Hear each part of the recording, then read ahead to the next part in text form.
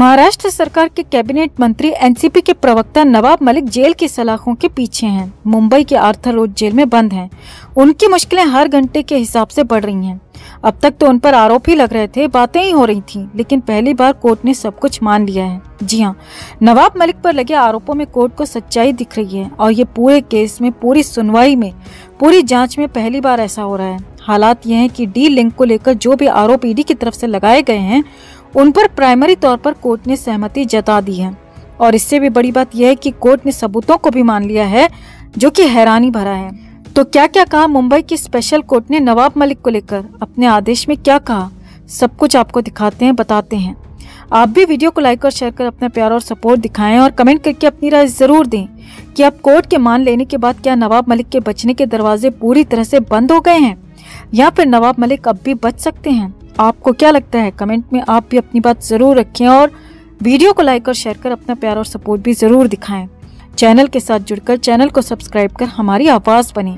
तो नवाब मलिक को करीब 13 दिन तक ईडी की रिमांड में रखा गया था, जिसमें से करीब 4 दिन वो अस्पताल में ही रहे और अब उन्हें मुंबई के आर्थर रोड जेल में शिफ्ट किया गया है। नवाब मलिक को जेल के अंदर 2 दिन से ज्यादा का वक्त बीत चुका है और फिलहाल 14 दिन जेल के अंदर ही रहना है। जेल के अंदर उनकी हालत खराब है। जेल की जिंदगी उन्हें बिल्कुल भी रास नहीं आ रही, लेकिन उन्हें जेल से राहत मिलने के बजाय आफत बढ़ती हुई दिख रही है, क्योंकि मलिक के केस में पहली बार कोर्ट ने मान लिया है कि हाँ, प्राइमरी तौर पर नवाब मलिक उस अपराध में शामिल थे जिसके आरोप ईडी ने लगाए हैं। अब पूरा घटनाक्रम, कोर्ट ने क्या क्या कहा, सिलसिलेवार तरीके से आपको बताते हैं, समझाते हैं। सोमवार यानी कि 7 मार्च को मुंबई में पीएमएलए की स्पेशल कोर्ट में नवाब मलिक को लेकर सुनवाई हुई थी। उस दिन मलिक की रिमांड खत्म हो रही थी। मलिक को कोर्ट में पेश किया गया था और उसी दिन ईडी ने कोर्ट को बताया कि नवाब मलिक ने पूछताछ में बिल्कुल भी सहयोग नहीं किया। हालांकि रिमांड ईडी ने मांगी नहीं, लेकिन ईडी की इच्छा जरूर थी कि अगर कोर्ट रिमांड दे दे तो ठीक रहेगा, लेकिन कोर्ट ने रिमांड नहीं दिया और नवाब मलिक को जुडिशियल कस्टडी यानी कि जेल भेज दिया।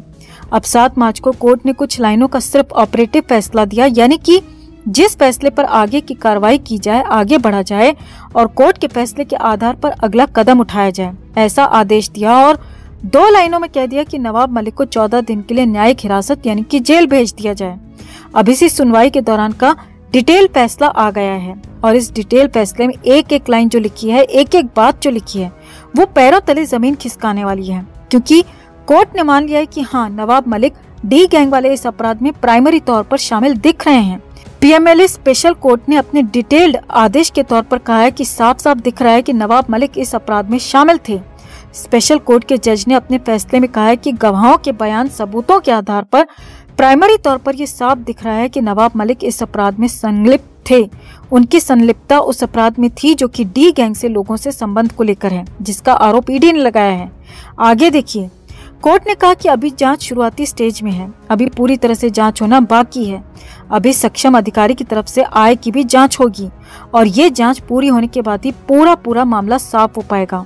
लेकिन शुरुआती जांच में गवाहों के बयानों के आधार पर जो दिख रहा है, उसके मुताबिक नवाब मलिक का इन्वॉल्वमेंट इस अपराध में दिख रहा है। अब यहाँ पर सबसे बड़ी और समझने वाली बात यह है दोस्तों कि ये बात किसी ईडी के अधिकारी ने या फिर किसी सरकारी वकील ने नहीं, बल्कि ये बात स्पेशल कोर्ट ने कही।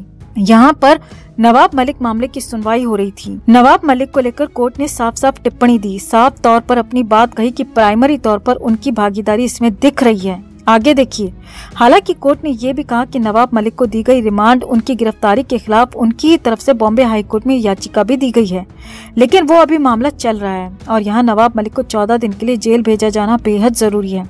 अब कोर्ट ने साफ साफ कह दिया कि नवाब मलिक की भागीदारी अपराध में दिख रही है, उनकी रिमांड भी हो चुकी है, इसीलिए जेल भेजना जरूरी है। अब कोर्ट के रुख के बाद, कोर्ट के इस फैसले के बाद आगे क्या होगा, वो कैसे होगा, वो भी समझिए। तो अब तक सब कुछ आरोपों पर ही चल रहा था। ईडी की तरफ से आरोप लगाए जा रहे थे, उसकी जांच भी चल रही थी, पूछताछ हो रही थी, जबकि नवाब मलिक की तरफ से इन सारे के सारे आरोपों को खारिज किया जा रहा था।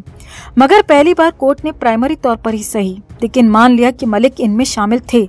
तो अब मलिक की मुश्किलें कई गुना बढ़ जाएंगी। न सिर्फ स्पेशल कोर्ट में बल्कि हाई कोर्ट में भी उनकी आफत बढ़ सकती है, क्योंकि जो गवाह और सबूत स्पेशल कोर्ट में काम कर सकते हैं, स्पेशल कोर्ट जिन्हें मान सकती है, तो वही हाई कोर्ट में भी काम कर सकते हैं।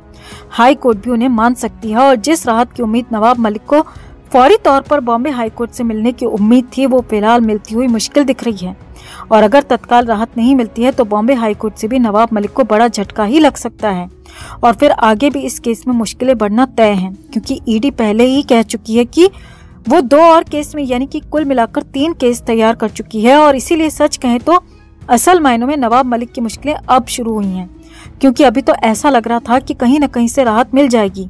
उम्मीद थी कि कहीं न कहीं से कुछ नवाब मलिक को राहत मिलेगी, जरूर आफत दूर होगी। लेकिन अब कोर्ट के रुख ने ही सब कुछ साफ कर दिया है कि हाल फिलहाल राहत मिलने वाली कहीं दिख नहीं रही है, जबकि आपत्ति कई गुना और ज्यादा बढ़ने वाली है। तो आपका कोर्ट के इस फैसले पर क्या कहना है दोस्तों? क्या नवाब मलिक अब पूरी तरह से घिर चुके हैं या फिर नवाब मलिक के पास अब भी बचने के रास्ते हैं? आपको क्या लगता है? कमेंट में आप भी अपनी बात, अपनी राय जरूर रखें और वीडियो को लाइक और शेयर कर अपना प्यार और सपोर्ट भी जरूर दिखाएं। महाराष्ट्र में बीजेपी के नेता और केंद्रीय मंत्री नारायण राणे ने सुशांत सिंह राजपूत और दिशा सालियान को लेकर जो खुलासा किया है, उसने इस केस में सनसनी फैला दी है। राणे ने ऐसे ऐसे सबूत पेश किए हैं जिसने ये पूरा केस मोड़कर रख दिया है। राणे ने दावा किया है कि सुशांत ने आत्महत्या नहीं की बल्कि उनका मर्डर हुआ है। वहीं इससे पहले दिशा सालियान का पहले बलात्कार किया गया और फिर उनकी हत्या कर दी गई। दिशा पार्टी में जाने से मना कर रही थी, लेकिन उन्हें जबरदस्ती पार्टी में बुलाया गया, फिर बलात्कार कर उनकी हत्या कर दी गई। जिस बिल्डिंग में ये सब हो रहा था वहाँ का सीसीटीवी 8 जून से पहले तक सही था। राणे के मुताबिक 13 जून की सीसीटीवी फुटेज को गायब कर दिया गया है। इतना ही नहीं, बिल्डिंग में आने जाने वाले लोगों की एंट्री दर्ज करने वाले रजिस्टर के पन्ने 8 जून के बाद से पटे हुए हैं। राणे ने कहा सुशांत ये जान चुके थे कि दिशा की हत्या हुई है, वो इससे जुड़े कई खुलासे भी करने वाले थे, इसीलिए उनकी हत्या कर दी गई। सुशांत के घर एक लाल बत्ती की गाड़ी आई थी, ये एक मंत्री की गाड़ी थी। उस गाड़ी से 4 लोग निकले और उन्होंने सुशांत को पकड़कर मारा। आप खुद ही सोचिए, जब सुशांत की हत्या का पता चला तब किसी खास व्यक्ति से संबंधित एम्बुलेंस को ही क्यों बुलाया गया था? केवल सुशांत और दिशा की हत्या नहीं हुई है, ये लिस्ट बहुत लंबी है। सुशांत का एक दोस्त रॉय भी था, अब वो कहाँ है? सुशांत के घर पर एक सावंत नाम का नौकर भी काम करता था, अब वो कहाँ है? दिशा सालियान की बिल्डिंग का वॉचमैन भी गायब है। बताइए, रमेश मौर्य और जयंत जाधव की हत्या किसने की? हालांकि राणे लंबे वक्त से इस तरह के दावे कर रहे हैं। फिलहाल इस केस की जांच सीबीआई के पास है, लेकिन 19 महीनों की जांच के बाद भी सीबीआई चुप ही है। फिलहाल राणे के इस खुलासे पर आप क्या कहना चाहेंगे? कमेंट में आप भी अपनी बात, अपनी राय जरूर रखें।